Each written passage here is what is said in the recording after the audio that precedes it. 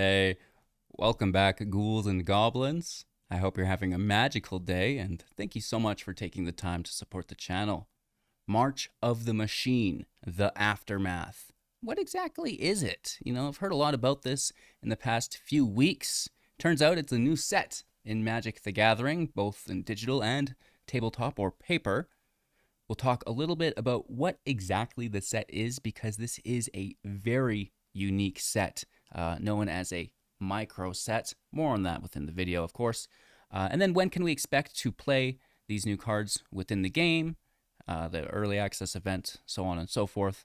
And, we're even going to take a look at the spoilers today. Now, this is, by all intents and purposes, an unofficial spoiler video, not sponsored by Wizards of the Coast, but it is public information, and I want to look at them, and I figured maybe you might like to look at them as well.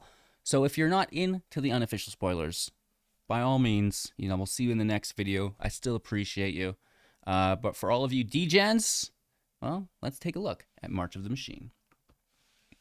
Here we are, and of course, make sure to like, comment, and subscribe to the video. I guess in the channel if you haven't already done so yet. So this is the rare 5th premier set in standard, a micro set, and a new kind of thing, which is an interesting way to put it. 50 cards will be added into tabletop and digital. So very small set. We get to see the pack booster here. And then the events, the digital release May 11th. We can expect an early access event, I assume. Again, this is an assumption. A couple of days before, right?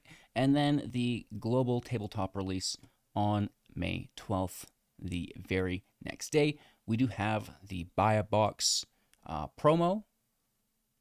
Jariel, voice of Zalafir, for 4. And, it's not just this. We have, in fact, all of the cards spoiled, I believe. We're going to have to go through and count. There's only 50, so, I even might be able to pull this off if, you guys help along. First and foremost, I have not read a single one of these cards. This is a first-time read for me. I'll do my best. Harnessed Snubhorn, 4 mana. This is going to be 3 generic and a plains. As a creature dinosaur, 2 power and 5 toughness with vigilance. When the Harnessed Snubhorn deals combat damage to a player, return target artifact or enchantment card from your graveyard to the battlefield. That is no joke. Anytime you're bringing something directly from the graveyard to the battlefield, massive value. There is a lot of graveyard protection or interaction right now, which is good. Makes this, a little bit harder to get off. Decent stats for 4 mana. The vigilance is nice, especially if you're convoking. And it's a dino. Love to see it. Moving on. Filter Out for 3 mana at instant speed. Return all non-creature, non-land permanents to their owner's hand. What? Are you kidding me?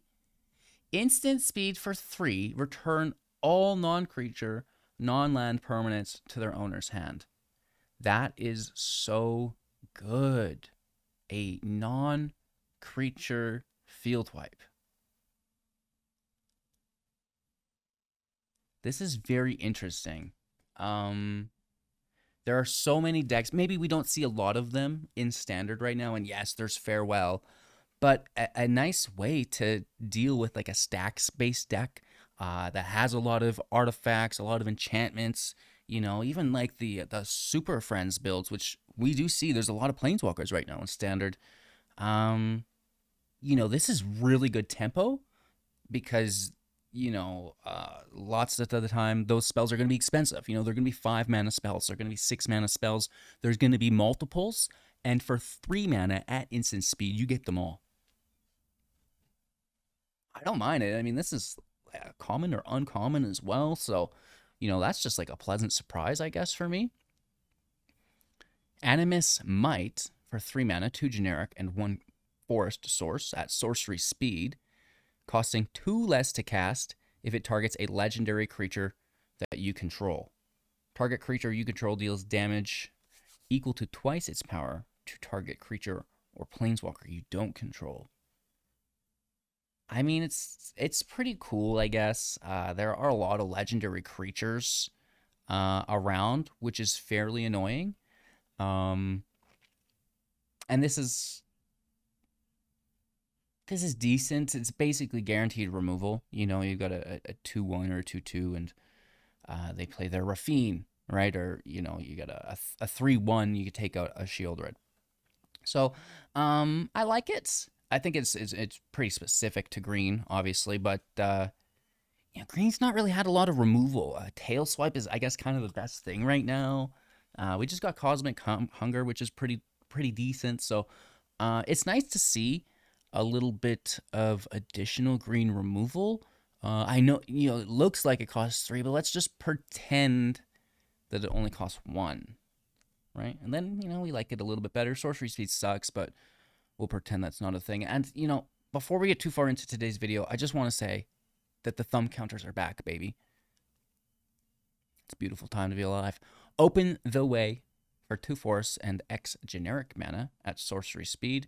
X can't be greater than the number of players in the game. Interesting. So this is most likely just a commander card, straight up. Play with 4 players. This card is much more viable. However, we've seen cards that look like they're strictly commander cards, you know, for each player, right? Dominate standard. So, you know, let's take a look. Reveal cards from the top of your library until you reveal X land cards. Put those land cards into the battlefield tapped, and the rest in the bottom of your library in a random order. Wow. This is, again, you know, it's whatever. Nice Wrath Spell, too bad it's not instant speed. But, and I guess there is 2 players in the game, right? They're a player, you're a player. So you can cast it for 2. That's not so bad. Ramp 2 for 4 mana, quite nice. And it's guaranteed ramp as well, not like a chance. They look at the top 3 and if there's lands, right? So it's, you know, it's pretty good. And then, you know, it's like really good in Commander. That's wild, right? Of course, it is nice in Commander because it's that ramp 2, and if your commander gets removed, you can replay it. It's just, you know, just like Brawl, right? For an additional cost of 2. So, you know, cool Brawl, cool commander card. And maybe even playable in Standard, right? Moving on, Campus Renovation for 5. 3 generic, a red source, and a plains or Boros colored card, red and white. Sorcery Speed, return up to 1 target artifact or enchantment card from your graveyard to the battlefield. Exile the top 2 cards of your library, and until the end of your next turn, you may play these cards. 5 mana at sorcery speed to return target artifact or enchantment card from your graveyard to the battlefield. Okay, we're already doing this. Exile the top 2 cards of your library. Until the end of your next turn, you may play those cards. I enjoy this. You know, we're already using Repair and Recharge for 5. Not bad. Now we get a little bit of additional card advantage. You know, look at the top 2 and play them. Okay. That's an uncommon card as well. It's nice to see. Blot Out, 3 mana, 2 generic, 1 swamp, instant speed. Target opponent exiles a creature or planeswalker they control with the greatest mana value among creatures or planeswalkers that they do control. Oh. Oh. Yes, please. You're guaranteed always to get the best thing. You'd be running Sheoldred's Edict with Blot Out. Oh, wow. 3 mana, more than I'd like, but it's exile. You know, exile's worth 1 extra mana. I think so. Moving on to the Metropolis Reformer for 3 mana, 2 generic, 1 plains. This is a 2/2, a 2/3. It's really hard to say with this thumb in the way. As an Angel Cleric, which is interesting as a mono-white Angel player, sometimes anyways, with flying and vigilance, and you have hexproof, And whenever the Reformer is dealt damage, you gain that much life. I'll bite. You know, this is going to be good in a couple different places, I think. Giving yourself hexproof is phenomenal. The fact that, when it takes damage or gaining life is really cool as well. And then it just has flying and vigilance. So is this a 2-2 or is it a 2-3? That's going to make a little bit of difference here. Maybe it's a 2-4. I don't know. I like it. This is a rare card as well. The Coppercoat Vanguard for 2 mana, 1 generic, 1 white, is a creature human soldier, is a 2 power, 2 toughness. Each other human you control gets +1/+0 and has ward 1. This isn't that bad, actually. It is A human, B soldier, and, it's kind of taxation, which is really nice. Through the ward 1, it's not a hard tax, only on targeted aspects, but the field wipes are still going to get you. And then you're increasing your damage output, which is really nice because typically these decks want to provide a little bit of tax and a lot of damage output, right? Anointed Peacekeeper, for example, is great until they get that extra 2 mana to cast the field wipe anyways. So you do have to pair that tax with the damage output, and this is nice because it does both. Tolarian Contempt, 5 mana, 3 generic, double island as an enchantment. When Tolarian Contempt enters the battlefield, put a rejection counter on each creature your opponent controls. Fantastic. And then at the beginning of your end step, for each opponent, choose up to 1 target creature they control with a rejection counter on it, and that creature's owner will put it on the top or bottom of their library. Oh, wow. It's like so slow though. Typically for 5 mana, you're like, I gotta wipe the field. I gotta get these creatures out of here. This is like, well, hold up. You only gotta put 1 back at a time, in which you can immediately put it on the top, redraw it, slam it down. So, I don't know. I don't think that this is that great, but I'm maybe missing an angle. There is a lot of text on this card, and typically that's a pretty good signifier as to its strength. Feast of the Victorious Dead, 2 mana, Origin of Colors, white and black, as an enchantment, and at the beginning of your end step, if 1 or more creatures died this turn, you gain that much life and distribute that many +1/+1 counters among creatures that you control. That's a good budget card. Now, this is an engine, for the life gain, for the +1/+1 counters. That fits nicely in a sacrifice deck. I have no idea what this card is. It's so flared out. Is that an H or a D?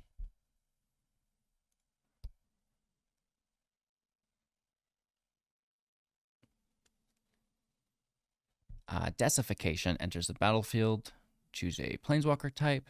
Planeswalkers you control of the chosen type have hexproof. What's a Planeswalker type? Oh, Tyvar. They have their long name, and then it's like the shorthand, just like which Planeswalker they are. Okay. And as long as you control a creature, if damage dealt to a Planeswalker you control of the chosen type would result in all loyalty counters being removed, instead, all but 1 of those counters are removed. Wow. That is like really, really good. Oh gosh, where are we? We've lost our spot. Go to the top, scroll down. We were just talking about the decification. Decification? I don't know. Anyways, moving on.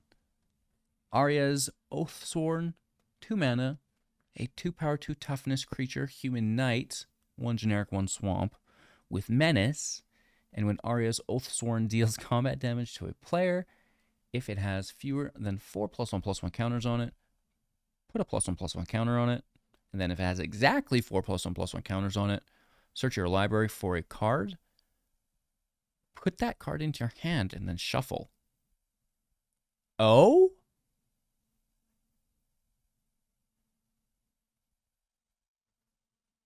Interesting. So, um, you want to get it to 3 counters, attack, and get that card. I don't think that's bad. I like that it's a knight.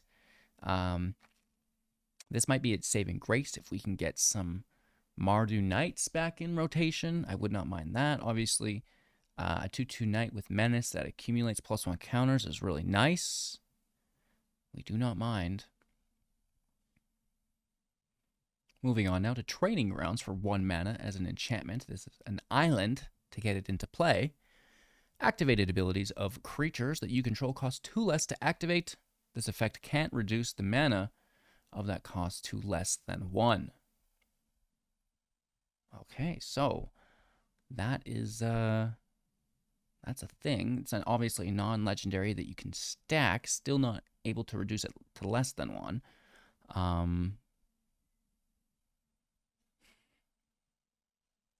I think this is pretty good.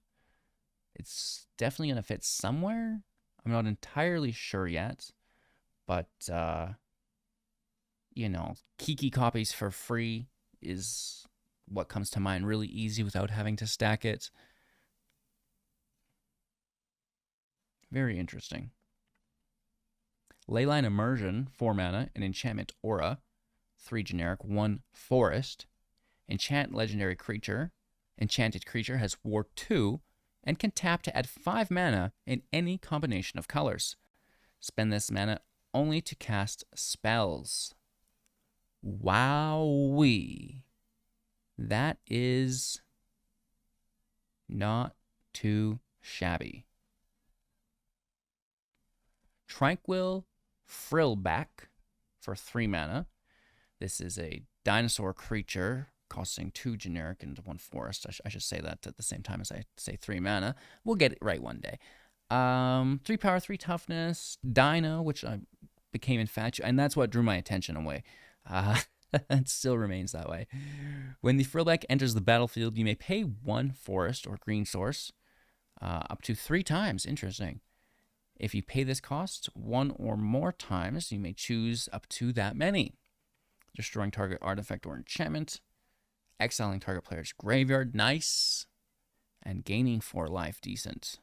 So you play for 3. You play it up to 6 potentially.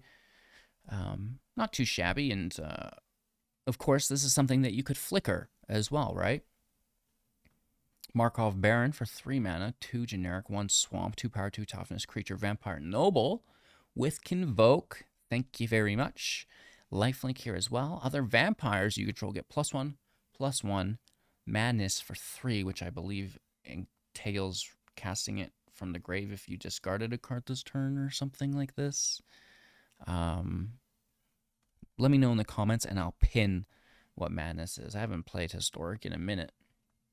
But it's nice to see this come back as a keyword. Undercity Upheaval for 3 mana. Sorcery speed. 1 generic double forest with Undergrowth. Distribute X +1/+1 counters among any number of target creatures you control, where X is the number of creature cards in your graveyard as you cast the spell. Creatures you control gain vigilance until the end of turn. It could be good, you know. Could also be terrible. The Urborg Scavengers for 3 mana. That's a 2 generic, 1 swamp spirit, 2 power, 2 toughness. When it enters the battlefield or attacks, exile target card from a graveyard. Nice. Put a +1/+1 counter on the Scavenger. Interesting. So it comes in as a 3/3 because the counter. Then it attacks and goes to a 4/4. Wow. And then so on and so forth. That's, so you just play this alongside the Bloated Contaminator? Like, holy, settle down, dude. The Scavenger has flying, and as long as a card exiled with it has flying. The same is true. Whoa! For first strike, double strike, death touch, haste, hexproof, indestructible, lifelink, menace, reach, trample, and vigilance. So not only do you get to control your opponent's graveyard, but you get to snag their keywords as well. I am a Falan. The Vesuvian Drifter for 3 mana. 2 generic, 1 island, 2 power, 4 toughness, creature shapeshifter with flying, allowing you to look at the top card of your library at any time. And at the beginning of each combat, you may reveal the top card of your library. If you reveal a creature card this way, the Defiler becomes a copy of that card until the end of turn, except it has flying. Huh. That's quite interesting. I love a good shapeshifter. Reckless Handling for 2 mana as sorcery speed, 1 generic, 1 red source. Search your library for an artifact card, reveal it, put it into your hand, then shuffle and discard a card at random. Oh. If an artifact card was discarded this way, deal 2 damage to each opponent. A little bit of an upside there. Moving on, we have Arni Metalbrow for 3 mana, 2 generic, 1 red as a 3 power, 3 toughness legendary creature, human berserker. And whenever a creature you control attacks or a creature you control enters the battlefield under your control, you may pay 2. If you do, you may put a creature card with mana value less than that creature's mana value from your hand into the battlefield, tapped and attacking. Hello! It's nice to see you again. Death Rattle Ani for 7, 6 generic and a swamp, 5 power, 4 toughness, demon spirit with flash. The spell will cost 2 less to cast for each creature that died this turn. Nice.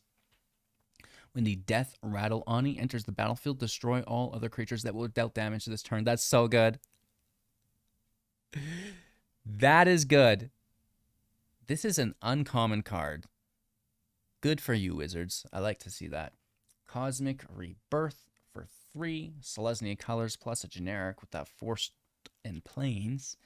Instant speed, choose target permanent card in your graveyard. If it has mana value 3 or less, you may put it into the battlefield. If you don't put it into the battlefield, put it into your hand, then gain 3 life. I like it. It's at instant speed, surprise block, or, I'll just take it back to my hand, gain some life. Rebuild the City for 6, 3 generic and Jund colors, 1 swamp, 1 mountain, 1 forest on top of the 3. Add a sorcery speed spell, choosing target land, creating 3 tokens that are copies of it. Holy. Except they're 3/3 creatures in addition to their other types. They have vigilance and menace. Ooh. Pretty expensive, but, that's 3 lands.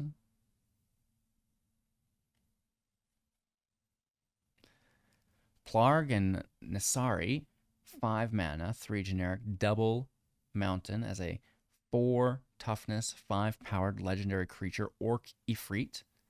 And at the beginning of your upkeep, each player exiles cards from the top of their library until they exile a non-land card. An opponent chooses a non-land card exiled this way, and you may cast up to 2 spells from among other cards exiled this way without paying their mana cost. Expensive, doesn't trigger to the beginning of your next upkeep, but look out. Roko Street Chef, 3 mana. It's a 1 red, 1 green, 1 white, 2 power, 4 toughness, legendary creature, elf druid. At the beginning of your end step, each player exiles the top card of their library. And until your next end step, each player may play that card they exile this way. Ooh, so like everybody gets value. And whenever a player plays a land from exile or casts a spell from exile, put a +1/+1 counter on target creature and create a food token. Oh. Ooh. Food tokens are back. And, if your opponent's casting things from exile, who cares about the ability? That's going to trigger every end step anyways, which is cool, but maybe you just get residual value, and it's not bad for 3. For 2, Jarina, Dauntless General, Orzhov colors, 1 plains, 1 swamp, 2 power, 2 toughness, legendary creature, human soldier. They always are, man. When it enters the battlefield, exile target player's graveyard, thank you. Sacrifice it, humans you control gain hexproof and indestructible. Because that's what they needed. All right, for 2 mana, we have the Pi and Rawl. I don't even know. For 2 mana, 2 power, 3 toughness, legendary creature, human artificer. Thopters you control have haste. Whenever you play a land from exile or cast a spell from exile, create a 1/1 colorless Thopter artifact creature token with flying. Oh, well, now that is pretty good. I don't mind that whatsoever. Danatha, New Benalia's Light for 3 mana, 1 generic forest plains. 2 power, 2 toughness, legendary creature, human knight, vigilance, trample, lifelink. Once during each of your turns, you may cast an aura or equipment spell from your graveyard. Huh. That's pretty cool. Niv Mizzet Supreme. I love it. 5 mana. Warburg colors. 5 power, 5 toughness. Legendary creature, dragon avatar. Flying hexproof from monocolored. Almost useless. Each instant and sorcery card in your graveyard that's exactly 2 colors has jumpstart. Well, there you go. Right? Casting things back from the grave is always fun. Nashi's Moon's Legacy for 3 mana, insult thy colors, Black Forest Island, 3 power, 4 toughness, legendary creature, rat shaman, menace and ward 1. Whenever the Moon's Legacy attacks, exile up to 1 target legendary or rat from your graveyard and copy it. You may cast the copy. Nissa Resurgent Animist for 3, 2 generic, 1 forest, 3 power, 3 toughness, legendary creature, elf scout with landfall.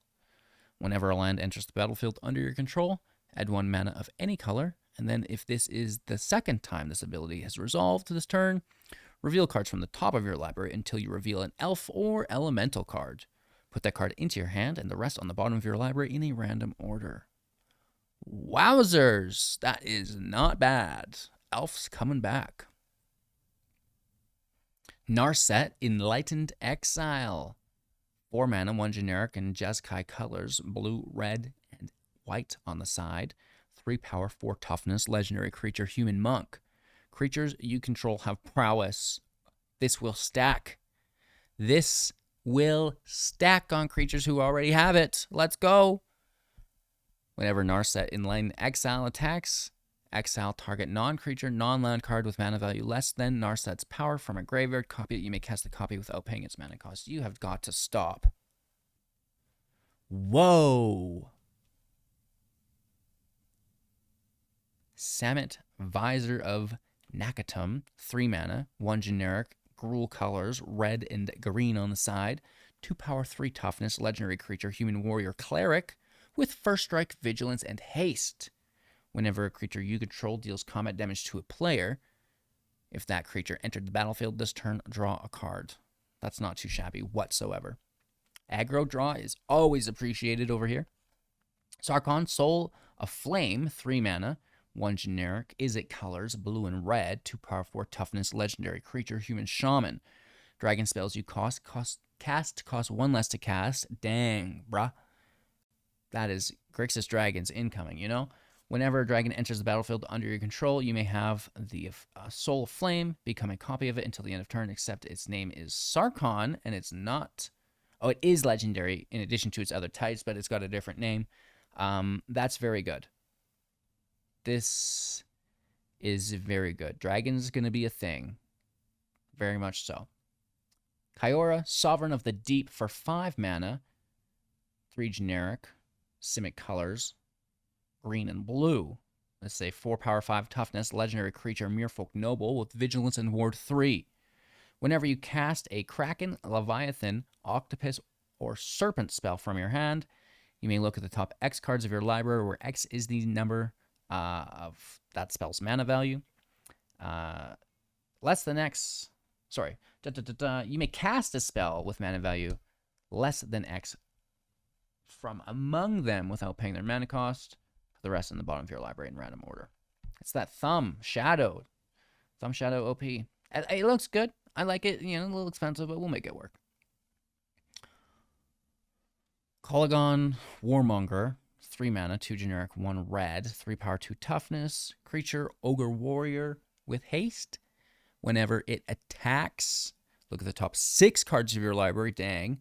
You may reveal a dragon card from among them, put it into your hand, and the rest in the bottom of your library in a random order. Whew, that's a thing.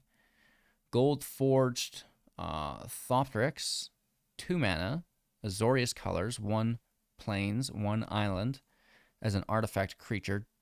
Dinosaur Thopter, 1 power, 3 toughness, with flying and lifelink. Each legendary permanent you control has War 2. That's good. Spark Raptor for 3, 2 generic, 1 white source. As an enchantment, when it enters the battlefield, draw a card. Each planeswalker with 1 or more loyalty counters on it loses all abilities and is a creature with power and toughness, each equal to the number of loyalty counters on it. Wow, that is wild. Drannith Ruins. This is a lands. We can tap to add a generic. We can pay 2 to tap it to put 2+1/+1 counters on target non-human creature that entered the battlefield this turn. That is not bad either. Nahiri's Resolve, 5 mana, 3 generic, Boros on the side, enchantment. Creatures you control get +1/+0 and have haste. At the beginning of your end step, exile any number of non-token artifacts or creatures you control. Return those cards to the battlefield under their owner's control at the next upkeep. All right, we're buffing our creatures, we're giving them haste, and we be flickering them. And that's, the flicker is pretty cool. It is the end step, though, so that doesn't matter too much, right? But nonetheless, pretty good for just everybody else who doesn't have haste. Tazri, Stalwart Survivor, 3 mana, 2 generic, 1 plains, 3 power, 3 toughness, legendary creature, human warrior. Each creature you control has tap to add 1 mana of any color of this creature's colors. Spend this mana to activate an ability of a creature. Activate only if this creature has another activated ability. That's okay. So it has to already have an activated ability. Each creature has, but still activate only if this creature has another activated ability. Spend this mana only to activate. Oh no, that still works, but it's just not that ability. Each creature you control has tap, add 1 mana of any color of this creature's colors. Great. Spend this mana only to activate an ability of a creature.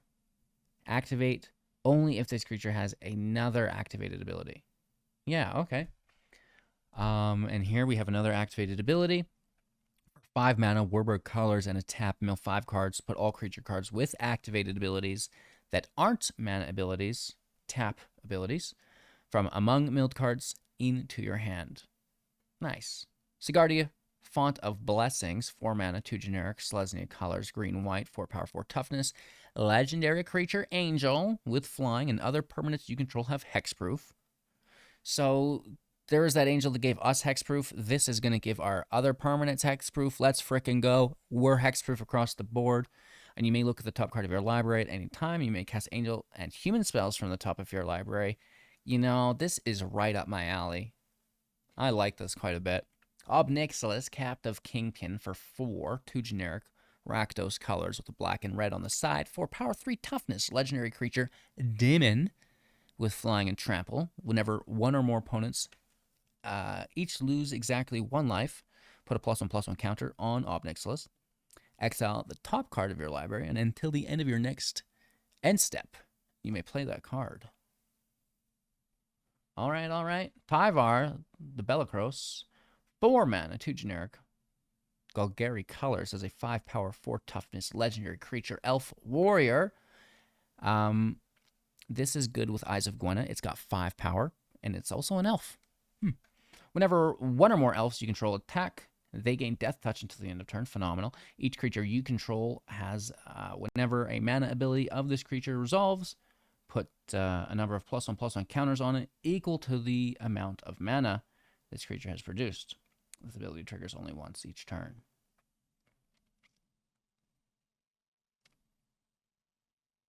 I don't mind it. That's like really good.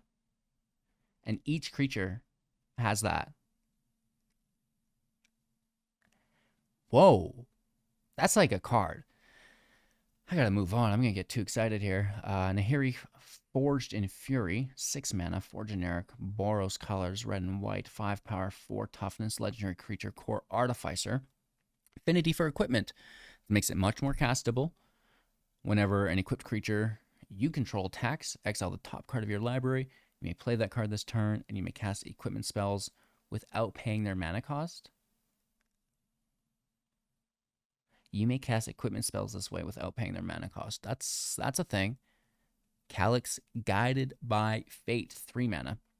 1 generic, Selesnya colors, Forest and Plains on the sides. A 2 power, 2 toughness, legendary enchantment creature, human druid, with Constellation. Whenever it's or another enchantment enters the battlefield under your control, put a +1/+1 counter on target creature. Cool beans. Whenever Calyx or a enchanted creature you control dies, deals combat damage to a player, you may create a token that's a copy of a non-legendary enchantment you control. Do this only once each turn. That's fairly interesting. Right? Enchanted creature deals combat damage. You get to make a token of a non-legendary enchantment you control. Hollow Taunting.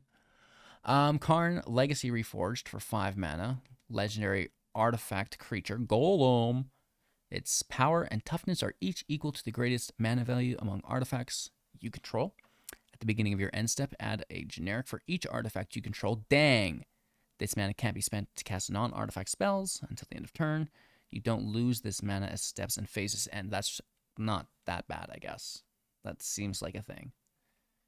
And that is all we have to reveal.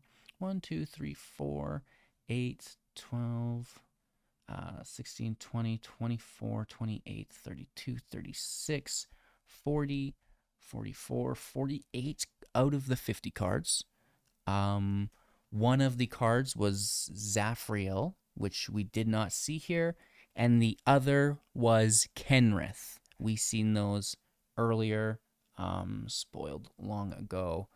You can easily find those, right? So it's Kenrith and it's Jariel, Voice of Zalafir, will be our last 2 cards. 4 mana, Selesnya colors with green and blue, 3/3 at the beginning of combat on your turn.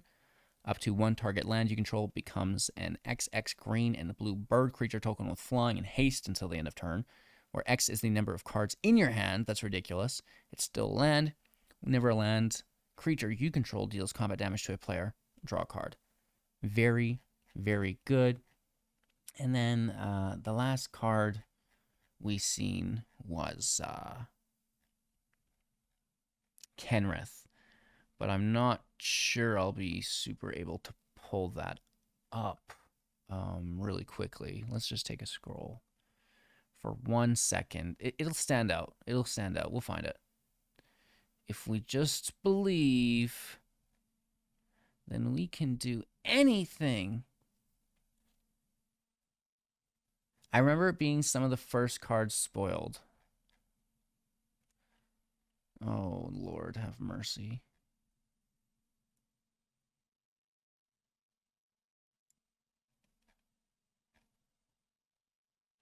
No, I have gone too far. Just a little bit, though. Just a little bit. Because we got Elspeth, we got Ren.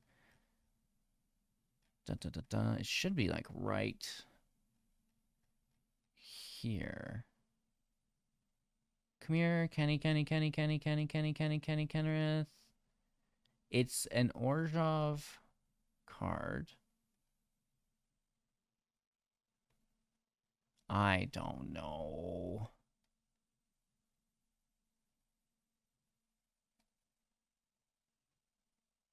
It's gone. It's gone to the ages. You guys can look it up. It's something about Kenrith's funeral, or I can't believe I can't find it. Maybe they spoiled it in this, like, even earlier than I'm thinking. It's been out for a while. You guys will find it. You're an adept bunch. Sorry I couldn't quickly pull that up for you.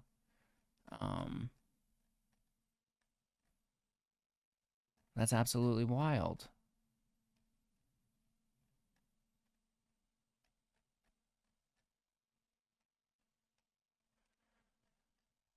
I can't give up. I have to go through all the cards.